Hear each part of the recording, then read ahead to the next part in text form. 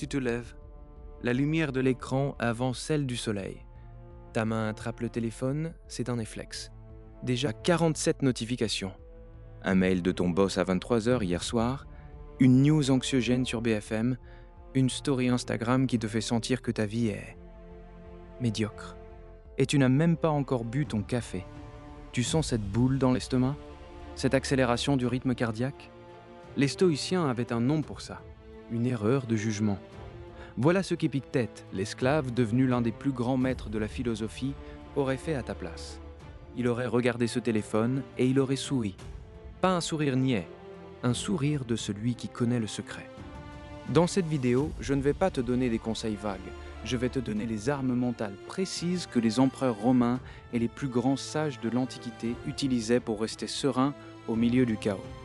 Des outils concrets testés depuis 2000 ans pour éradiquer l'anxiété à la racine. Tu vas apprendre à faire la différence entre l'agitation inutile et l'action juste. Reste jusqu'à la fin, car ce n'est pas juste une leçon de philosophie, c'est une reprogrammation de ton système d'exploitation mentale. Chapitre 1. L'illusion de l'anxiété. Une perspective stoïque. L'anxiété, ce n'est pas un événement extérieur. C'est une histoire que tu te racontes à l'intérieur. Reprenons la scène du matin. Le mail de ton boss. Immédiatement, ton cerveau s'emballe. Il n'est pas content. Mon projet est mauvais. Je vais avoir des problèmes. Peut-être même me faire virer. Et là, boum. Le cortisol inonde ton système. Ta journée est déjà gâchée avant d'avoir commencé. Tu vois le processus? Un fait objectif, un email, a déclenché une avalanche de fiction catastrophique. Tu ne réagis pas à l'email. Tu réagis à ton interprétation de l'email. Ce que tu appelles stress, Marc Aurèle l'appelait une opportunité. Une opportunité de pratiquer la sagesse. Les stoïciens avaient compris une chose fondamentale. Une chose que notre société moderne a complètement oubliée. Notre monde intérieur est la seule chose que nous contrôlons vraiment. Ton anxiété ne vient pas de ton boss, des infos ou des réseaux sociaux. Elle vient de tes pensées sur ces choses. Sénèque l'a résumé de façon brutale et parfaite. Nous souffrons plus souvent dans l'imagination que dans la réalité. Relis ça. L'immense majorité de tes angoisses, de tes peurs, de tes nuits blanches, elles portent sur des scénarios qui ne se produiront jamais. C'est un poison que tu t'administres toi-même, une prison mentale dont tu es à la fois le prisonnier, le gardien et le créateur. C'est violent, je sais, mais c'est aussi la meilleure nouvelle que tu pouvais recevoir. Parce que si tu es le créateur de cette prison, tu détiens aussi les clés pour en sortir. Mais quelle est la première clé pour ouvrir la porte? Chapitre 2. L'art de la dichotomie du contrôle. Écoute bien. Si tu ne dois retenir qu'une seule chose de toute la philosophie stoïcienne, c'est ça. C'est le principe qui, à lui seul, peut changer ta vie en une journée. C'est ce qu'on appelle la dichotomie du contrôle. C'est d'une simplicité désarmante et d'une puissance nucléaire. Le philosophe Épictète disait « Il y a les choses qui dépendent de nous et celles qui n'en dépendent pas. C'est tout, c'est la règle du jeu de l'existence. Ce qui dépend de nous, nos jugements, nos opinions, nos désirs, nos actions, notre monde intérieur. Ce qui ne dépend pas de nous, tout le reste, absolument tout le reste. La météo, le trafic, l'opinion des autres, une maladie, une crise économique, le mail de ton boss.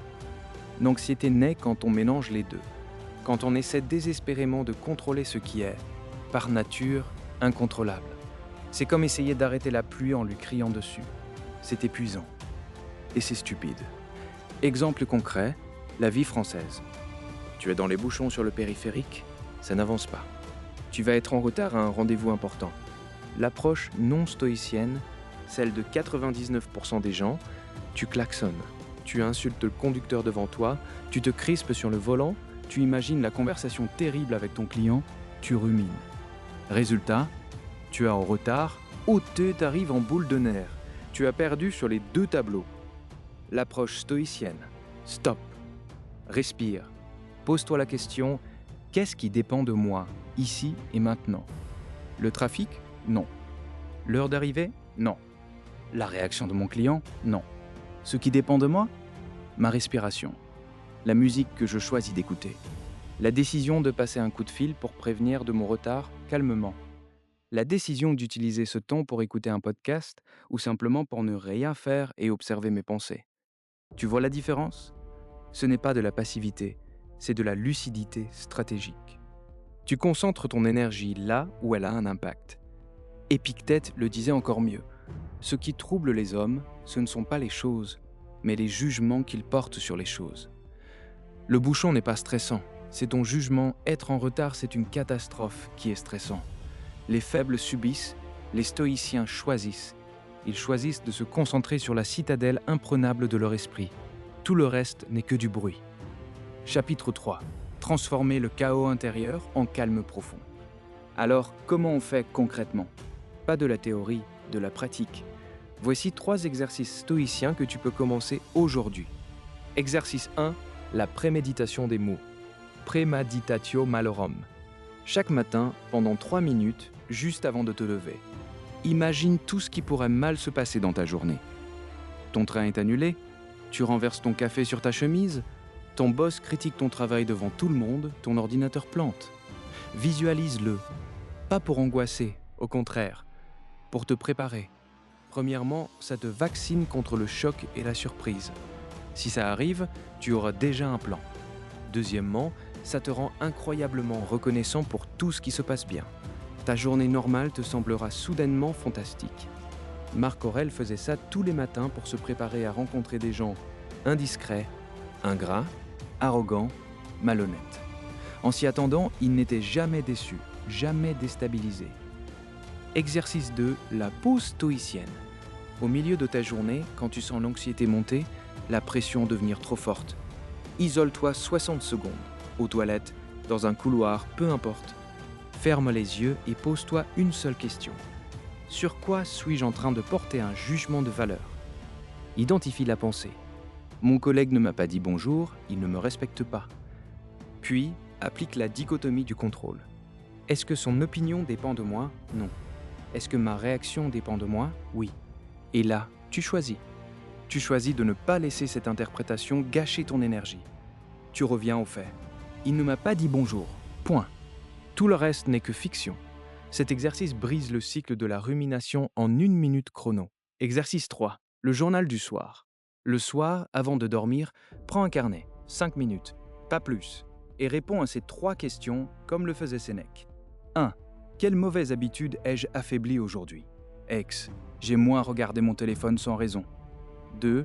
En quoi suis-je devenu meilleur? Ex. J'ai écouté quelqu'un sans interrompre. 3. Quelle occasion d'exercer la vertu ai-je manqué? Ex. J'aurais pu être plus patient dans la file d'attente. Ce n'est pas un exercice de culpabilité, c'est un bilan opérationnel, un débriefing de ton âme. Ça te permet de t'améliorer de 1% chaque jour. En 1 an, les progrès sont colossaux. Ce ne sont pas des life hacks, ce sont des disciplines, des pratiques qui, répétées, forgent un caractère inébranlable. Ce que tu viens d'apprendre, ce n'est pas une astuce de développement personnel à la mode, c'est un changement d'identité. Réfléchis une seconde. Tu n'es plus quelqu'un que la vie submerge, que les notifications angoissent, que l'opinion des autres paralyse. Tu es en train de devenir quelqu'un qui possède les outils d'un empereur romain. Quelqu'un qui sait où se trouve le véritable pouvoir. Non pas dans le contrôle du monde extérieur, mais dans la maîtrise de son monde intérieur. Les événements extérieurs, le chaos, l'adversité, tout ça continuera. Ça ne s'arrêtera jamais. Mais toi, tu ne seras plus le même. Tu ne seras plus un bouchon de liège flottant au gré des vagues. Tu seras le phare, solide, planté sur le roc, éclairant les ténèbres, imperturbable face à la tempête. Les 47 notifications du matin, elles sont toujours là, mais elles n'ont plus de pouvoir sur toi. Ce ne sont que des informations, des données. C'est à toi, et à toi seul de décider quoi en faire. Abonne-toi, pas parce que je te le demande, parce que ce que tu viens d'apprendre n'est que le début. Ce n'est que la porte d'entrée vers une forteresse intérieure que rien ni personne ne pourra jamais détruire. La semaine prochaine, on va s'attaquer à un problème que tout le monde rencontre. Comment les stoïciens géraient les gens difficiles, les collègues toxiques, les critiques injustes, sans jamais perdre leur calme. Tu vas voir, la méthode de Marc Aurèle est d'une efficacité brutale.